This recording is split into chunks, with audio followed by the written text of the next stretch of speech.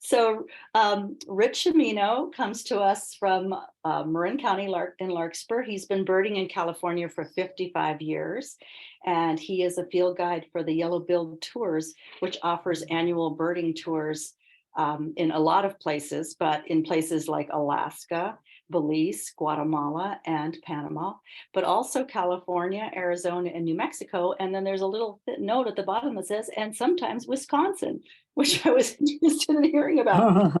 He brings his skill in photography and his knowledge of birds, and where he's going to talk about the birds of Belize tonight. So without further ado, I am going to turn it over to Rich. Good evening, everybody. How's everyone doing? Bet you everyone had a wonderful day today with a little break in all the rain. It was really wonderful. I got out and turned the soil in my garden. So wet. Just Good for you.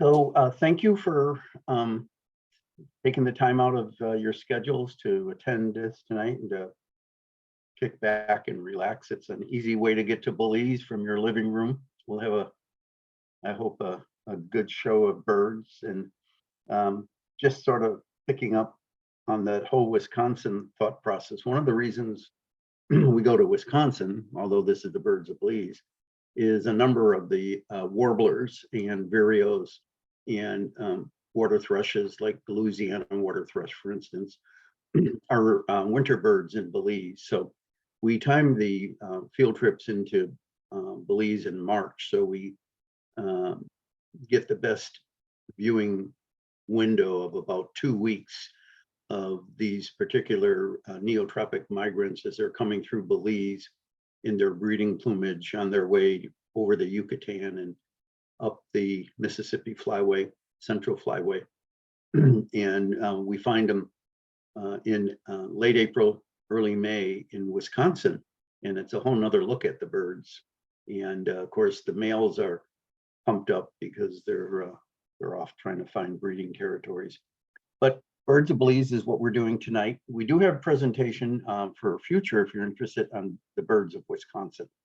But birds of Belize, and we have been going to Belize for 13 years now, not about, but 13 years. And leading field trips. And then we had a few years before we started field trips to go do our research and look at different hotels, different lodges, the meals, what type of preparation, making sure that we were in just a good lodging for our birder clients. So Belize is an interesting country. I'll go through this quick because I know it's a birding presentation. But Belize used to be British Honduras, and in the 50s, late 50s, it was released and became its own country. And Guatemala was really upset about that because Guatemala thought it should be part of Guatemala, but Great Britain, England made it its own country. And for a while, Guatemala had lined its troops up on the border with Belize, and we're talking about taking Belize and making it part of Guatemala. This all goes back into the 60s, and Great Britain moved in their military, and nothing ever happened. But there are some mixed feelings over time. They're not nearly as aggressive as they used to be. But when you're in Guatemala, a lot of people still feel Belize should be part of them. So I don't know if you can see my cursor. This is the border with Guatemala here, Belize here. Belize is on the Yucatan Peninsula, right below Mexico. And it has a number of islands. It has a lot of offshore islands that are really good for birding.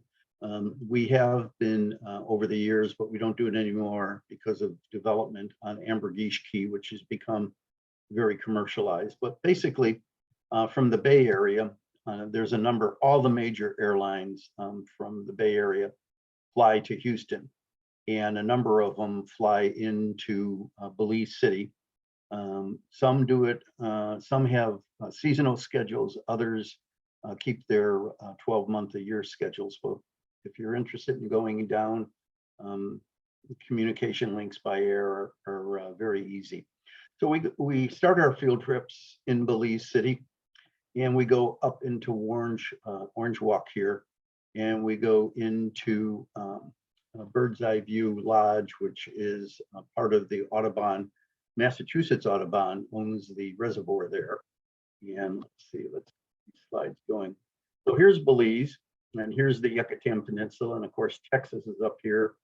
And in through here is all Mexico up to New Mexico, Arizona, and California.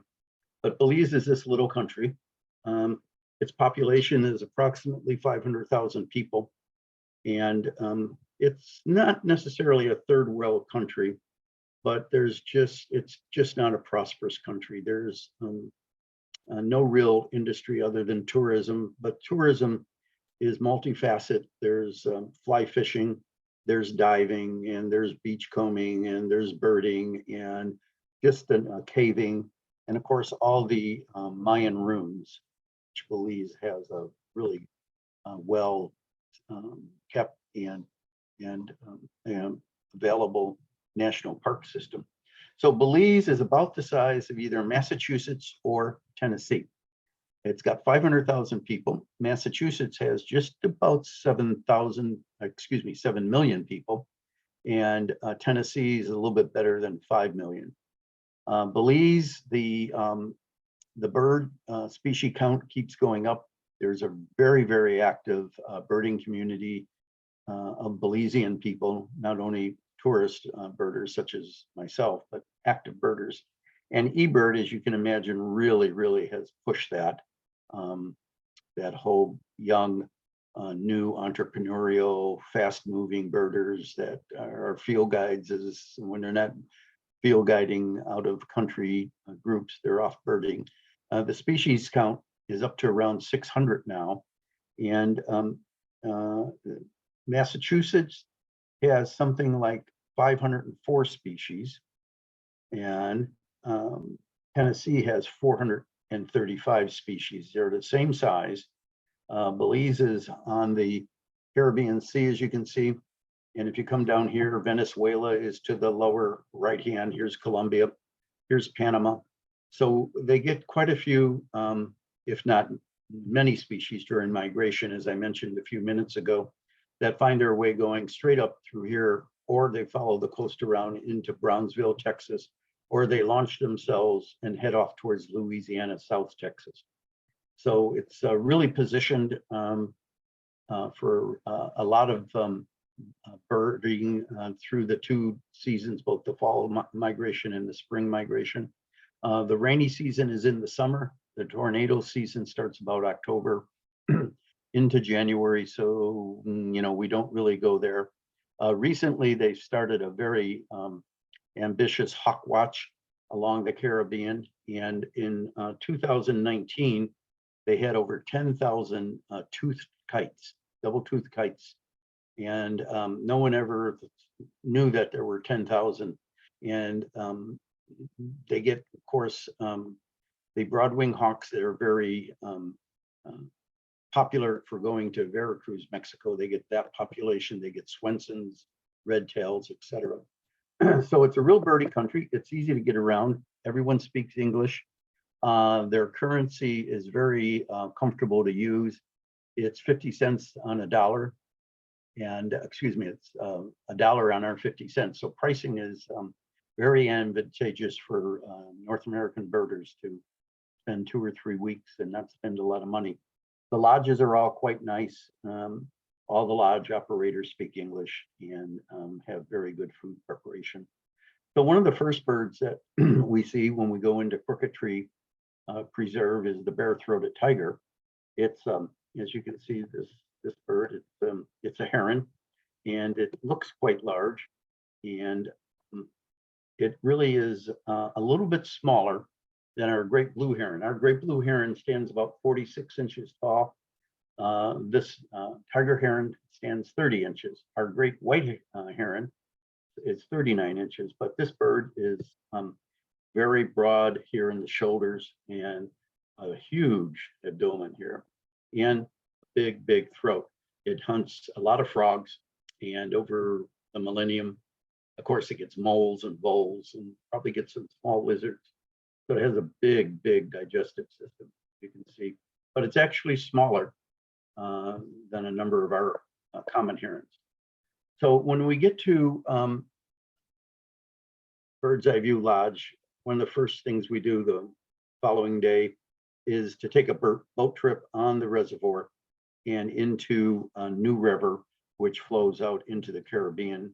We're about maybe 35 miles up from Belize City, and it's pretty much wilderness at this time with a population of 500,000 people for the whole country. Once you're out of the suburbs of Belize City, it's very rural. So we get wood storks by the hundreds. We get jabiroos and roseate spoonbills and white ibis. Jabiru right here, I don't know if everyone see my cursor on your side, but it's the tallest bird in the Western Hemisphere. There used to be, I guess you call them wives' tales, that it was the largest bird in the Western Hemisphere, but the trumpeter swan is the larger bird in the Western Hemisphere by weight and overall size. So the jabiru is the tallest bird, and once its neck is stretched and all, it's very close to 6 feet. Very large bird. Is there a way I can get rid of the participant windows? I guess I can't. Just keep rolling through. So the jabiru nests in trees, and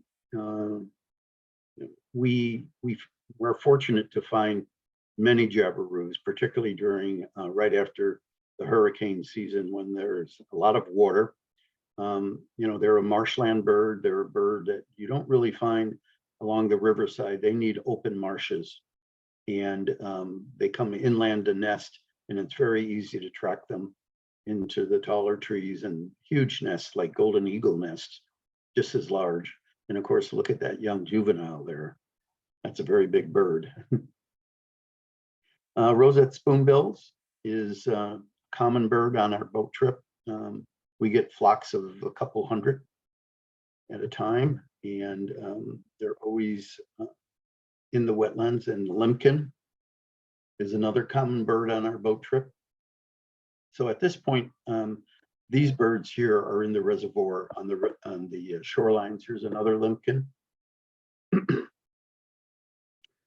Northern jacana, which is sometimes comes into Texas, and we had 2 in southern Arizona this last fall on a sod farm. Not a regular to the United States, but it does get around. The least grebe, of course, we get our pied-billed and we get our horned and our eared. And this is a tiny bird, and you find this bird in stock ponds. It's not so much on the river. This bird was on a puddle, like on a pig farm of all places, but you don't find them so much in the river. They don't like fast-moving water. And blue-winged teal come in by the hundreds, and they're a winter migrant, and then of course they head back north in the spring into nesting territories. Black-bellied whistling ducks is a woodland duck over the rivers channels. Raptors. Belize and Guatemala together have over 40 raptor species. One of my favorites is, I guess I can do that, can't I? Good. Okay, so the bat falcon, it's about the size of our American kestrel, and it does hunt bats at night, dusk, and also hunt small birds and large insects. And it's always a thrill. It's not a common bird on the trips. You have to really look for it. It's sparsely distributed, but it likes, sort of like our kestrel again, to perch high up on a limb. Maybe you might find it you don't find him on power lines like our kestrels or telephone posts or power posts. You find them mostly on snag trees. So the bat falcon is 11 inches. Our American kestrel is 10.5 inches in length.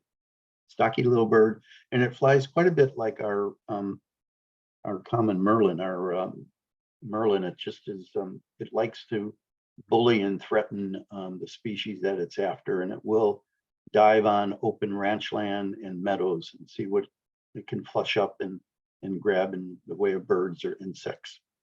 Pretty bird, and it's always fun to watch because they're aggressive.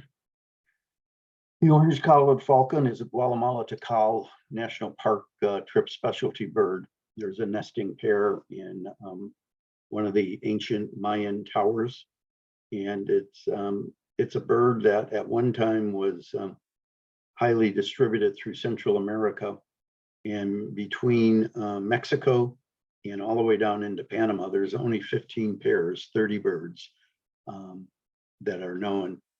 And a lot of the downfall, the turnaround on their distribution was just people shooting them.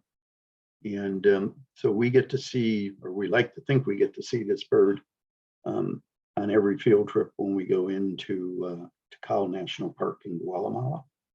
So orange-collared falcon. By the way, the bird is doing quite well in South America. It's relatively common starting in Colombia and Venezuela, Peru, Argentina, Ecuador. But it has suffered a real population decline in Belize and Nicaragua, Costa Rica. Here's a great-headed kite. This kite prefers riparian habitat area, although you will find it out on a field or meadow. A little bit different than our whitetail kite that really enjoys open fields.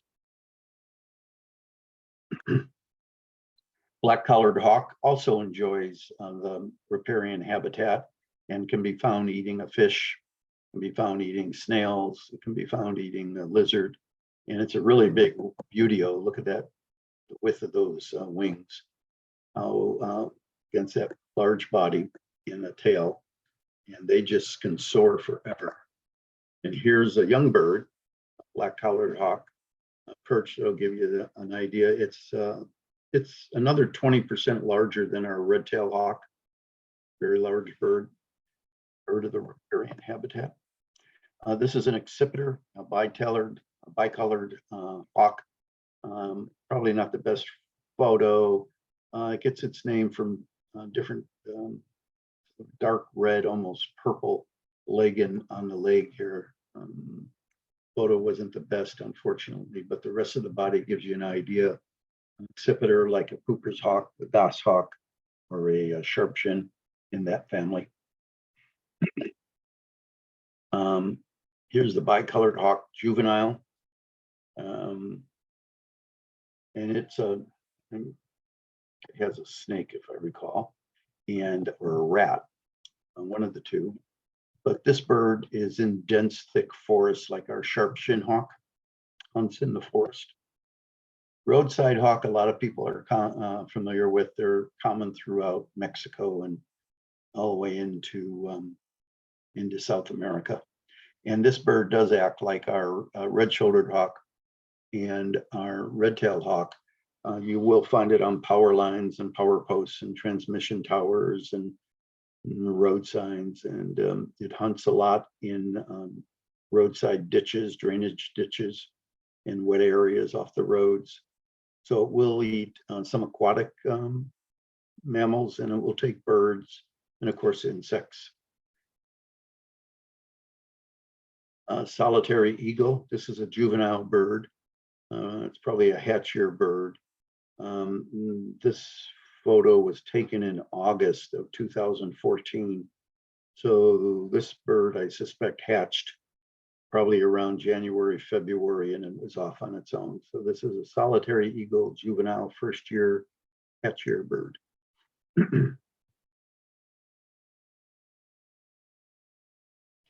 White hawk is just a beautiful bird, and it's a soaring bird. And when you're in Belize birding, you not only have to look down, but you have to constantly be looking up because there's just so many raptors, and raptors are on the move. And then you get a bird, a species like the white hawk that enjoys soaring in thermals, quite a bit like our red-tailed hawk or even golden eagles or even turkey vultures, how they get in those thermals and just form a kettle. So this bird is sort of difficult to find, but when you see it, you see those black primaries all white and the black ring on the back of the tail. You know what you're looking at. Common Blackhawk. Probably many of the people listening tonight, or a fair portion of you, know about the common Blackhawk in Sonoma County that has made it with a red-shouldered hawk outside of Santa Rosa.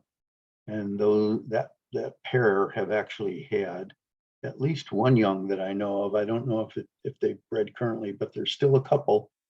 They're together. And occasionally on eBird reports, people will report it. Swallowtail kites are nesting species in Belize, and also migrants that come out of Louisiana, Mississippi, Florida, and they go further south. But there is a contingent residents year round, and we find them very high up in what's called mountain pine preserve along the Guatemala border. And we don't see them too much along the coast. Laughing falcon is of course, it's the falcon, and its specialty is snakes, and it favors citrus forests and large rambling tracts of second growth timber areas that have been cleared, and the earth has really been disturbed, and not so much meadows as much as bush and shrubs, you know, where snakes like to slither through and find insects and mice and rodents, and they're always ready to get a snake. And of course, their call is quite a bit like a human laugh. And it's once you get used to, and your eyes are familiar, and you've traveled the roads enough times, and you have your hot spots, you know where to look for this falcon. And I won't say it's common, but you'll probably find on a week-long trip, you might get 5 of them at 5 different locations.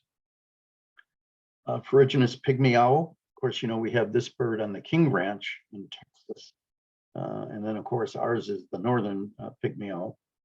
This is the ferruginous pygmy owl. And we see, they're fairly common. Excuse me. Put that on mute. And so we are always on the outlook. Everyone loves an owl. And the pygmy owl is one that, with its call, and once it's noticed by other species, songbirds, you know, they begin to flock it and mob it. And it's a good way to get 5 or 6 species or even more on a Pacific site where you might find this owl and it's calling and the other birds are mobbing it. So we're always listening for the call of the ferruginous pygmy owl. Here's the Stygian owl that is in the pine forest, the sandy pine forest of Belize. Really a difficult bird to find. This bird here was very polite and just stood and watched us. And this photo is actually from an iPhone, not from a camera. He let us get that closer. It let us get that close. Interesting bird, big bird, larger than our great horned owl. Ponds, wetlands, and marshland birds. So here's the russet nape wood rail, and it's totally unlike our rails. It's always out in the open. We see this bird in a number of different habitats, whether there's a river or a creek or a pond or just a seasonal mud flat. They're a rail, and they're ready to be seen and photographed, and they don't run around and try to hide like our rails. Rascals. Semi-pollinated plovers in wetlands is a common species they migrate through. I think we're all familiar with that bird. Oops. Wilson's plovers migrate through. We'll get flocks of 10, 15, and they may stay for, you know, an evening. In the morning, you get up and go to find them in better light for a better photo, and they're gone. They're headed up into the southern portion of the United States. Same with solitary sandpiper. That's a good bird for California. When county birders find one, they You know, all the alerts go out to listservs, the eBird reports, and people in California really like to put a check mark next to their solitary sandpiper. So this is a sandpiper of the woodlands and ponds and wetlands. And not to go too much into Wisconsin, this is one of the birds that we find in late spring, early summer. It's a nesting species in Wisconsin. Forest and jungle habitats. Rufous-tailed hummingbird is the equivalent of our Annas, and you know, they're pretty much you'll see a handful of these on any trip. And of course, it's a new species for people from the 48 states, 50 states, and it's always a thrill to see them, and you don't get tired of them on a field trip. You might see 10, 11, 12, but they're always a good bird to watch. Hummingbirds are in general. The white-necked javelin, this bird is approximately 5 inches. It's a pretty good size hummingbird, and just gorgeous, as you can see. And they love the feeders. Boy, they don't really want to work for their food. They're not too protective of nectar areas. They hang around feeders. So if you're a photographer and you go to Belize or Guatemala, you're liable to have fun with this bird very close up. White-crowned wood nymph, plain chuckalacala, member of the chicken family. Find them in big groups like we have our California quail.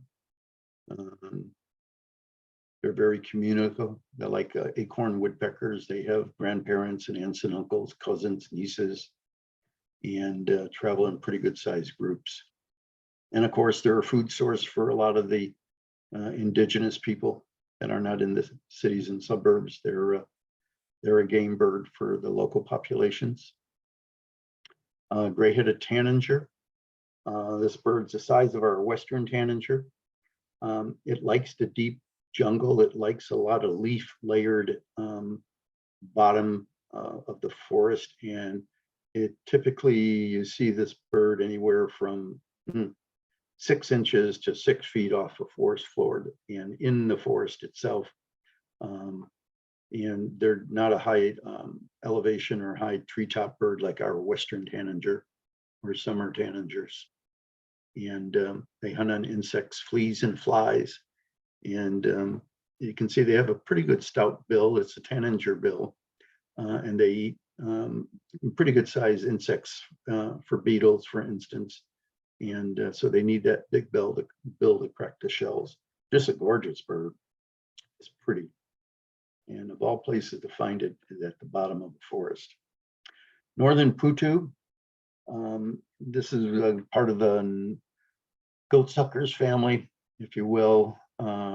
They're part of the whippoorwill, poorwill family. And you always find them perched on a bare branch like this, or on a fence post as you're driving along the highways. As I'm driving our groups, I'm always looking at wooden fence posts to see if there's anything perched on it that looks like the fence post, but isn't the fence post. It's, you know, northern putu. It's a difficult bird to find.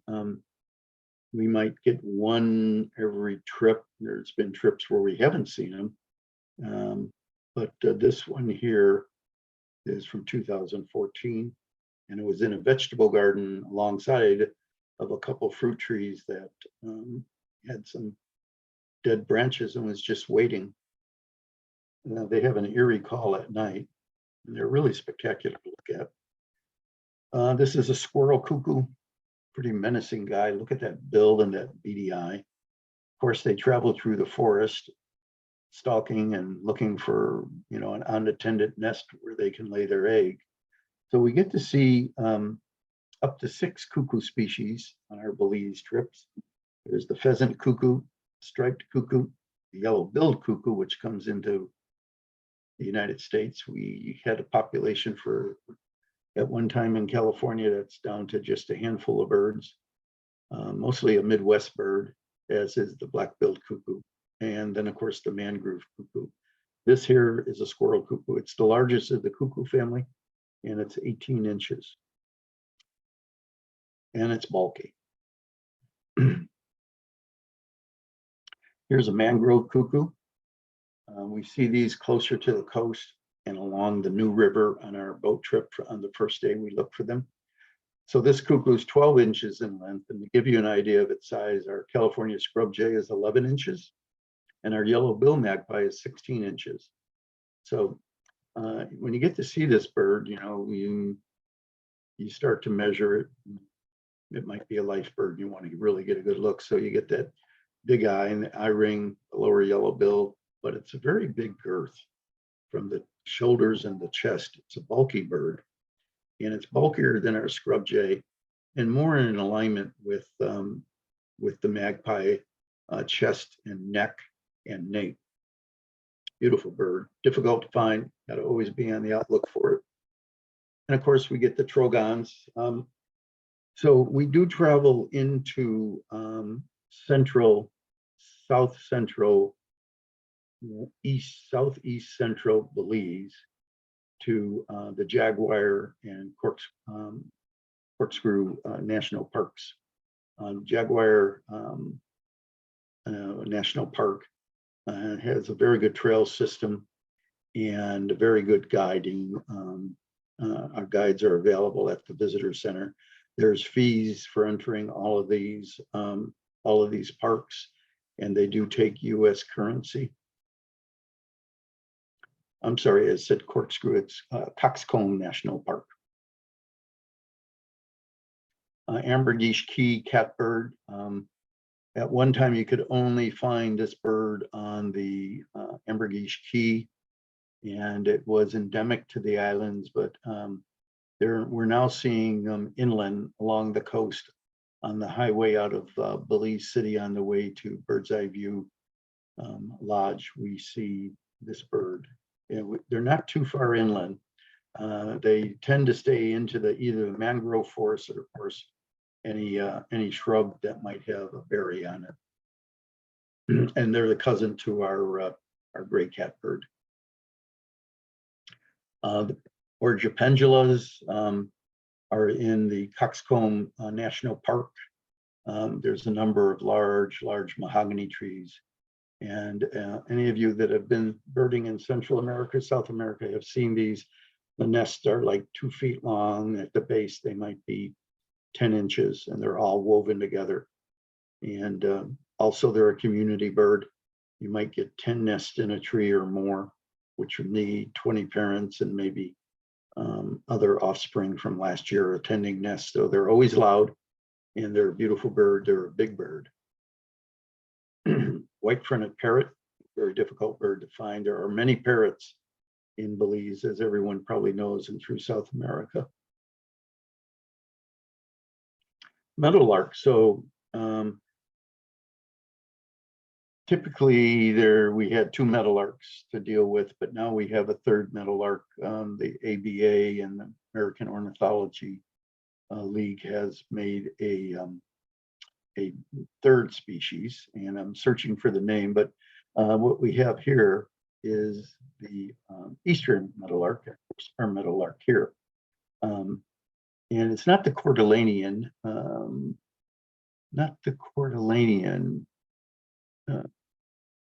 western meadowlark. I'm failing on the new bird, but there is now a 3rd meadowlark that is in southwestern New Mexico and Arizona, and it's not so much migratory. It does the north-south into Sonora, Mexico, I believe. Different song, a little different plumage. When I have a chance and get a photo, maybe, and I can add it to the slideshow. Euphonias, there's a number of Euphonia species in Belize. There's 5 different birds, and they're about the size of our house finch, and of course so much more colorful, and they love fruit. So most of the lodges, if not all the lodges, have a fruit stand, and you'll get your morning fruit feeders, and then late afternoon. And photographers love it because you can just sit on a deck and take all the photos you want, and the birds just keep coming in and out. And this one is on a grapefruit, I think. Flycatchers, fork-tail flycatchers are fairly numerous. They like the large cattle populations. When you run into a large expanse of meadows that has cattle grazing, we slow down and we start looking at the fence lines and shrubbery of fork-tail flycatcher. Here's the nape and the head. Good sized bird, dark eye, dark bill. You can see a little hook on the end for catching insects. Yellowbilled woodpeckers are really hard to find. We might get one a trip. They're not the ivory bill, okay, and not much I can say about it, other than it's it's bigger than our pileated. It has a lot of variegated leggings over the talons and legs. Got these distinguishing white shoulder stripes, and of course, big red head, and pounding like you want it to be an ivory-billed woodpecker, but it's not. Tropical mockingbird. This one, the photo of this bird is a little misleading. The orange chest is from pollen. It's been sticking its head in some trumpet flowers or other vegetation that has a lot of pollen in. That was an interesting photo. Look at the talons on this bird. This is a songbird. Pretty aggressive, but they're there. The Lassans, MOTMOT, and you hear them in the forest. If you're walking on a trail, on our field trips, we do get out of the vans and we do walk trails, mainly in the national parks and other areas that might be open to the public. And the MOTMOT is sort of like the tanager that we had several slides back. It likes the deep jungle, and it sometimes you can find it perching 5, 6, 7 inches off the ground. They're not a high canopy bird. They're midsection to very low, and they get their name from their call, MOTMOT, MOTMOT, MOTMOT in the jungle, and you'll hear them.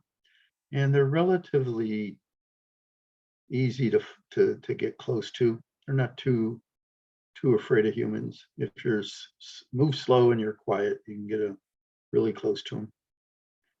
Handsome bird. Golden hooded tanagers. This is a really good find. We find this in Jaguar National Park, where this photo was taken. On the feeder again, tanagers are like the euphorias. They love those fruit feeders.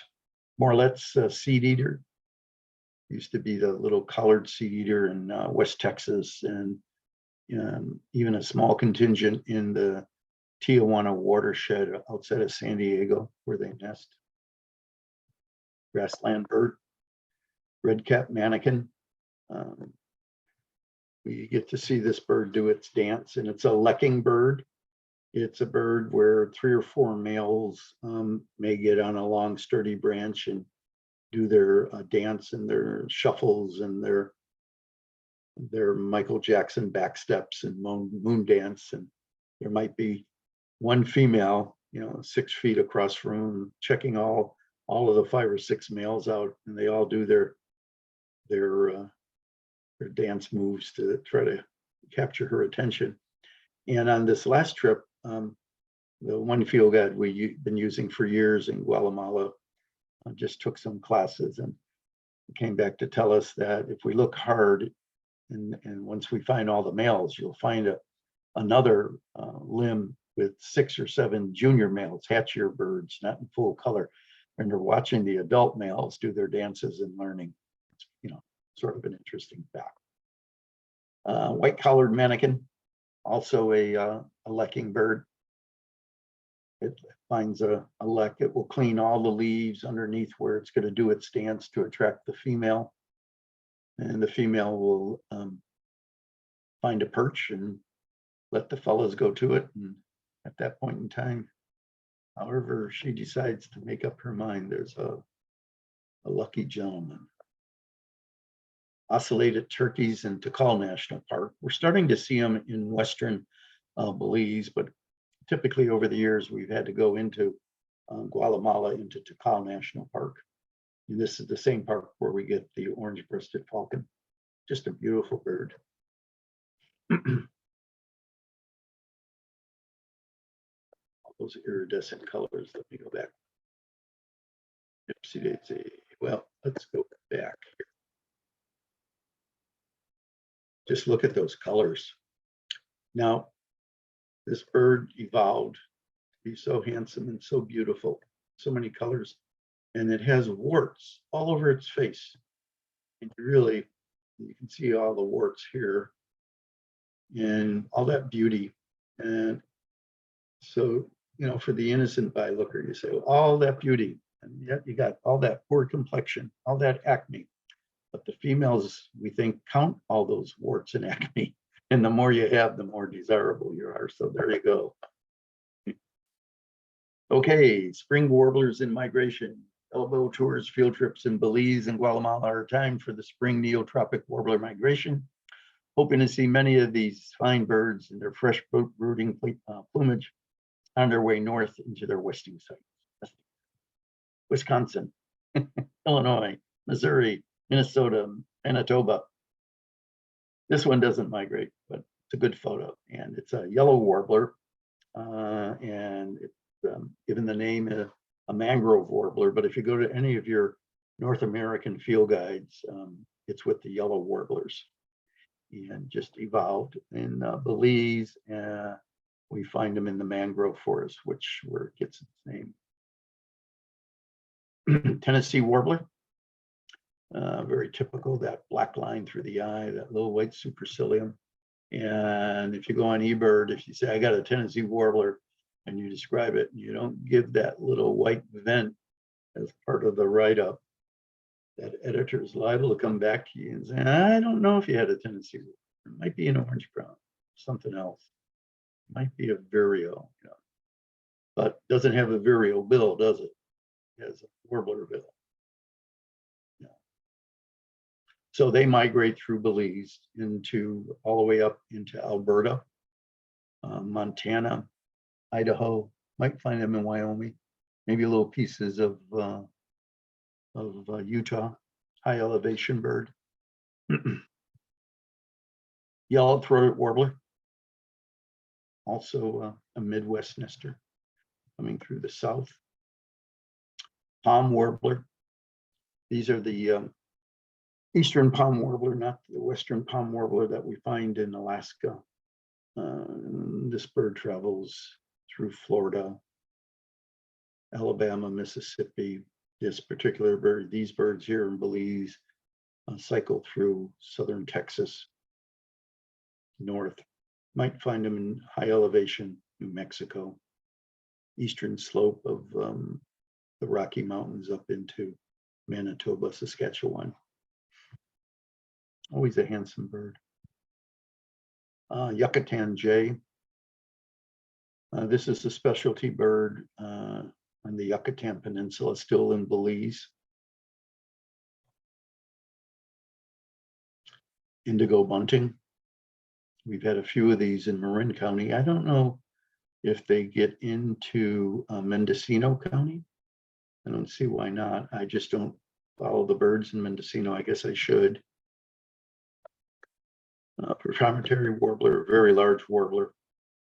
Warbler of the wetlands, likes its wooded areas. It's a cavity nester, so it likes water with a lot of big dead trees in it. Cavities, trees that are rotted on the inside. Uses woodpecker holes, owl cavities to nest in. And of course, we find these birds all along the Mississippi Flyway in the spring, using all of the Illinois, Missouri, Wisconsin, Minnesota, and beyond regions for nesting. Banana quit is also a North American bird. There is a small population in Florida, non-migratory. Louisiana water thrush, might get lucky and find it in Wisconsin. We get a pretty good number in Belize and Guatemala. For some odd reason, our timing is just right. And having led these trips for a number of years, we've sort of got our little hotspots for this this species, and it's not uncommon to see 4 or 5 at one time, sort of like how robins come together or varied thrushes might come together. You find them together a little different than maybe like our hermit thrush or Swensons that we usually have in single numbers, but these birds seem to have small groupings. Another palm warbler, a little better look. This one's on the beach. Better look at that supercilium, this yellow wash, the streaking, fine streaking. Bay-breasted warbler.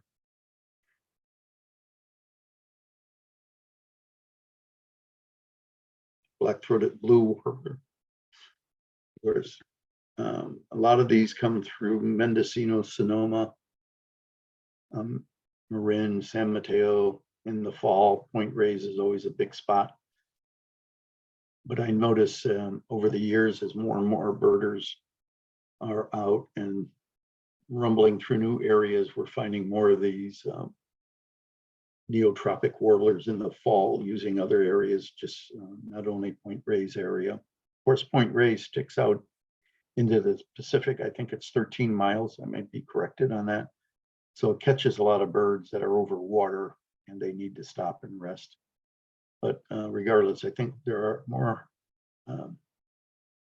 warbler traps being discovered and put into social media, and people can see the growth in that type of birding. Here's a black-throated green warbler, sort of common. See quite a few of these. Blackburnian warbler. Cape May warbler.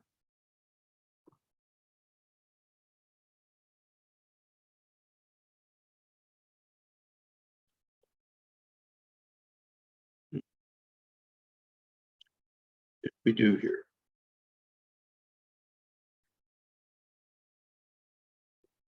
Nice to have a touch screen.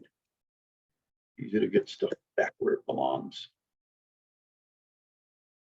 Cape May, Kentucky warbler. Kentucky warbler is another one of these species that stays very close to the ground.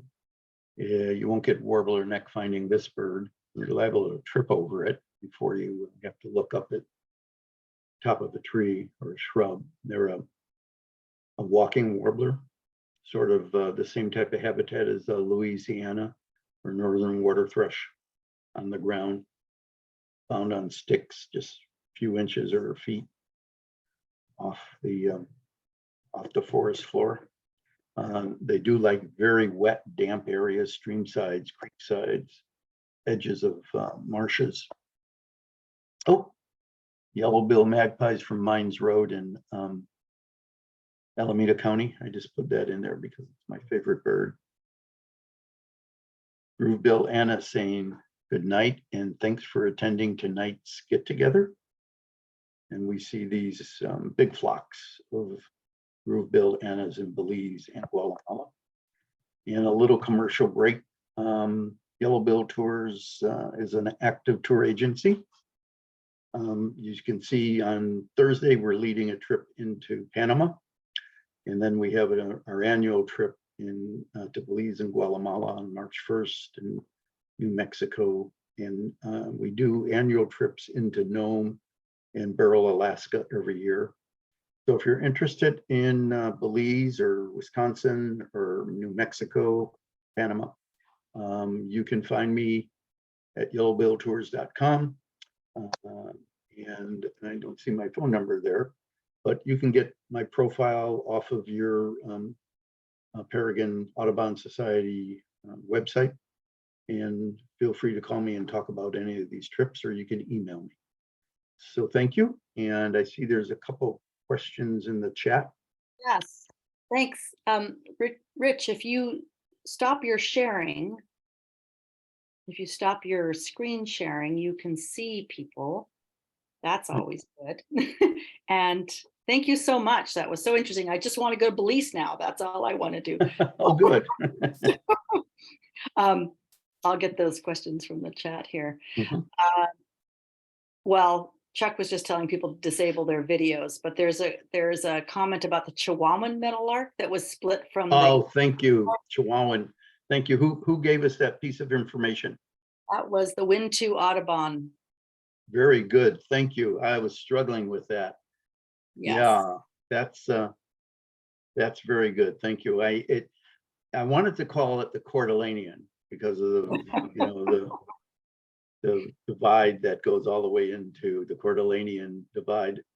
But very good. Thank you, whoever put that out there. That was very, very helpful. Makes me smile.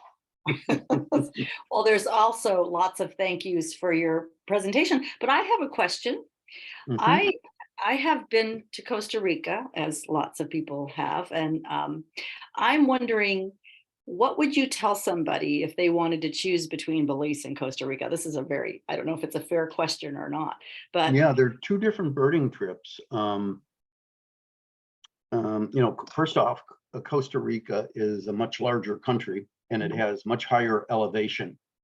And it has a number of endemics, a number of volcano Junco and volcano Finch and so on. So it depends on the birder. And so it would start with the birder. I think it's your personal chase desire. Are you after building up your world list? I would go to Costa Rica. As I mentioned a second ago, it's a larger country and it has a bigger endemic population of birds, and it also borders Panama to the south, and Panama gets rarities or vagrants in from Colombia and Venezuela, and they may stray north.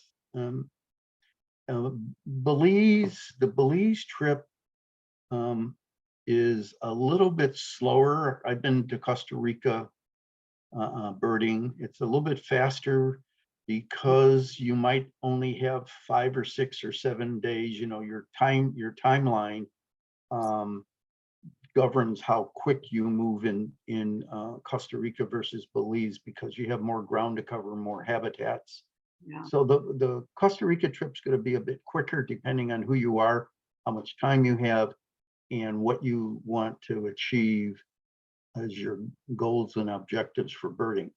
Belize is relatively flat. It has highlands up to not quite 4,000 feet, sort of like maybe more like Mount Diablo in elevation, certainly taller than Mount Tampayas, and much more water. And so, and it's smaller. And it's a really good question because I never thought about it until right now. I guess I have, but I never talked about it.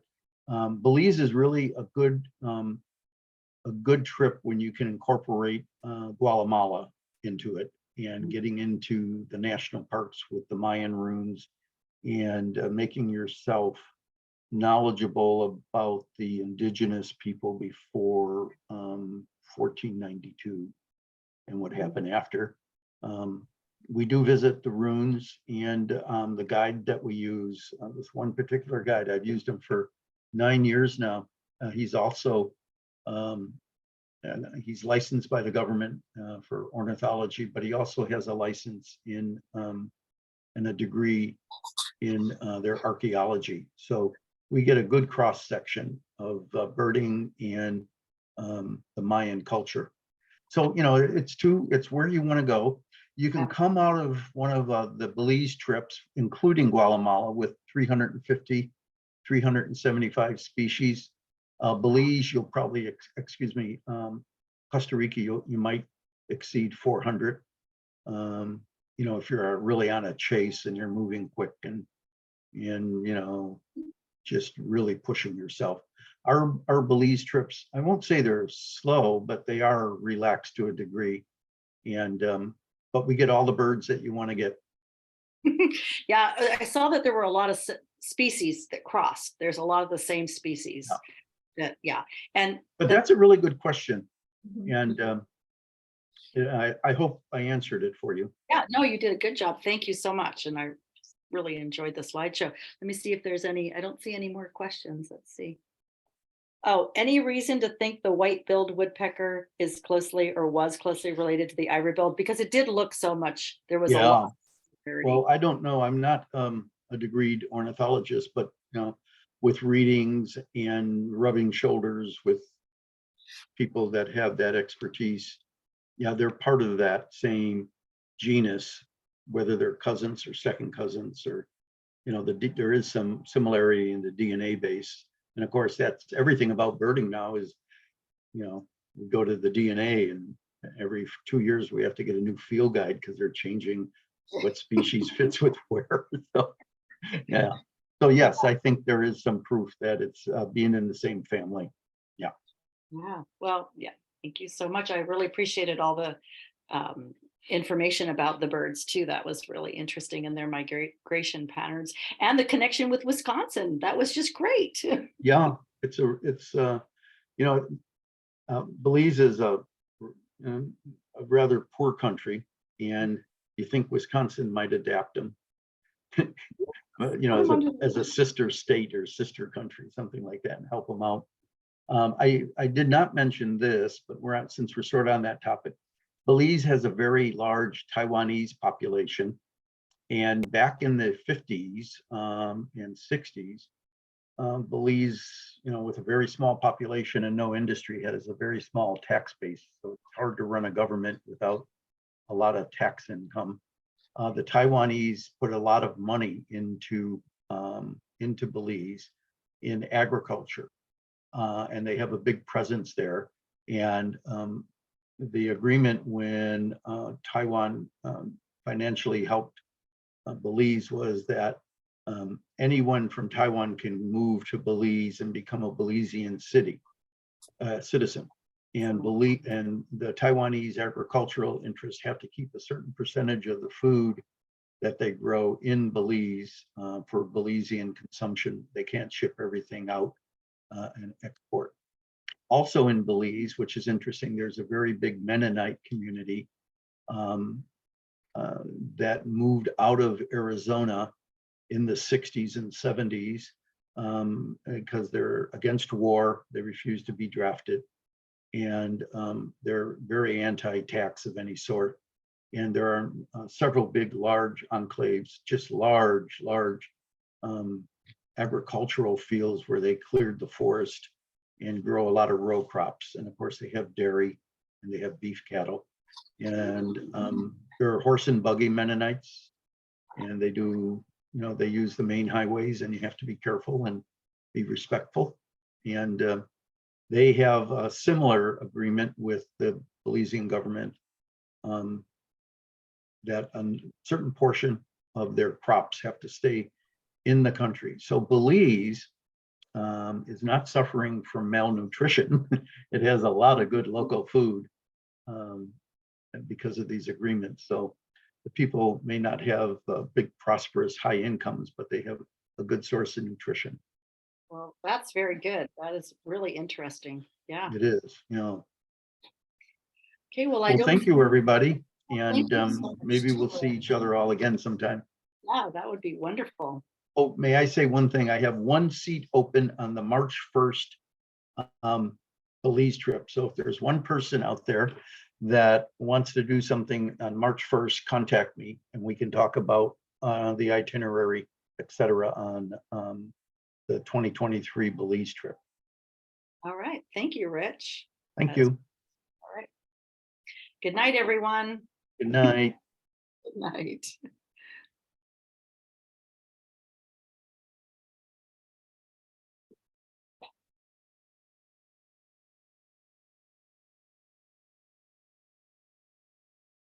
Elaine,